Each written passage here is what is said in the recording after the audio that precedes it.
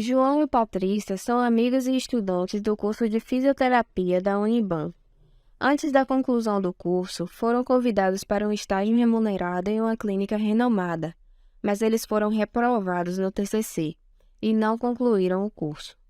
Então, esses amigos entraram em contato com Samara, que é reconhecida por criar documentos falsos e alterar documentos verdadeiros, e assim solicitaram a Samara a criação de um diploma falso.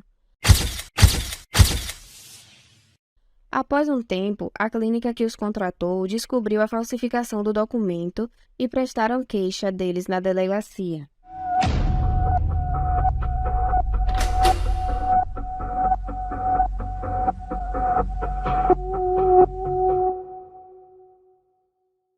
Vocês sabem que irão responder pelo crime previsto no artigo 297 do Código Penal, né?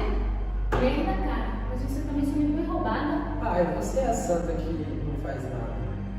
Que merda, viu? Mas o que é esse crime? A falsidade material reside na alteração física do documento, procurando-se deturpar suas características verdadeiras por meio de emendas ou rasuras, que substituem ou acrescentam letras ou números. Altera-se, portanto, o documento verdadeiro. Outra possibilidade poderá recair na criação de documento falso, pela imitação do original.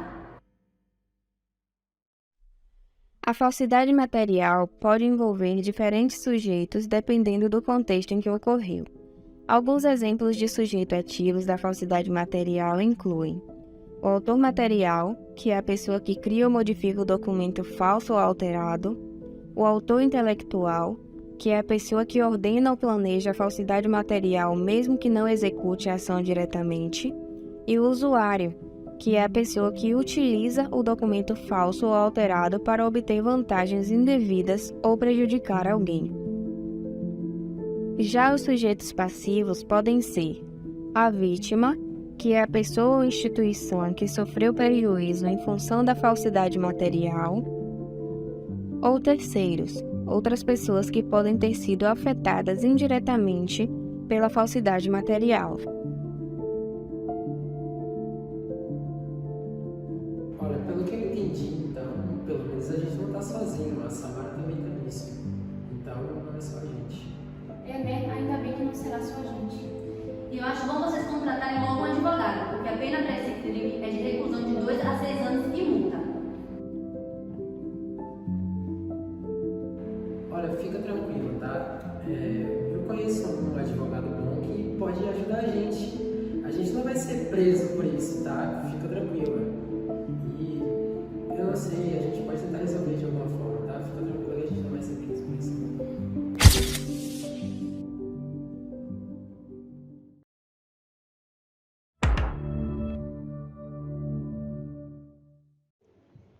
Gabriel e Patrícia saíram para uma boate para comemorar a aprovação no concurso público. Gabriel conheceu Ana Paula, sendo ela uma advogada. Logo depois, saíram para aproveitar a noite. Um mês depois, o mesmo descobriu que a garota estava grávida e que o filho seria seu. Ao nascimento da criança, Ana Paula ficou sabendo que o filho não era de Gabriel, mas, para segurá-lo, a mesma adulterou o exame de DNA. 2 anos depois, observando a diferença da criança consigo, Gabriel começa a desconfiar e decide, por conta própria, fazer um outro exame, sendo constatado, de fato, que ele não é o pai da criança. Revoltado com a situação, ele procura a delegacia para relatar o fato e instaurar um processo contra Ana Paula.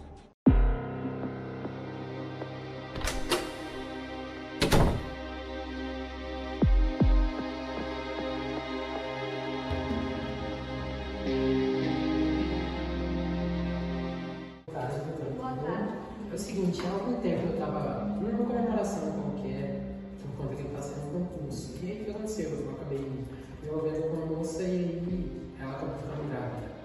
E aí eu pedi um teste, né? Eu estava desconfiado, eu não acreditei. Ela disse, mas não se acredita assim de primeira viagem.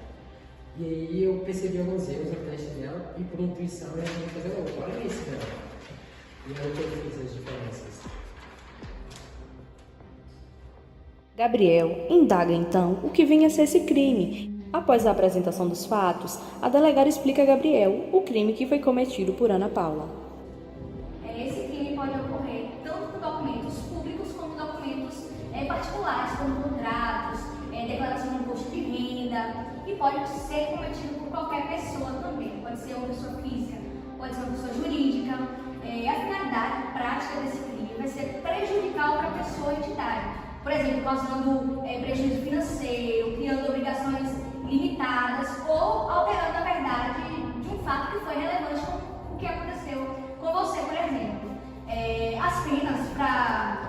Eu estou um pouquinho ocupada, por isso que eu estou tentando falar com você. As penas para a falsidade ideológica variam de acordo com a gravidade do delito, das circunstâncias em que ele foi cometido. Em geral, a punição ela vai incluir detenção de 5 anos, de 1 a 5 anos e multa.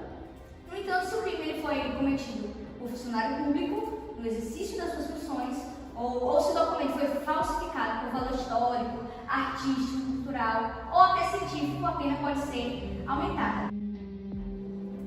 Ela exerce algum cargo público, como funcionária? Olha, pelo que eu conheço dela, ela é advogada já tem um tempo. Como ela é advogada e possui esse conhecimento com a pessoa que adulterou o documento, a pena dela pode ser aumentada, né?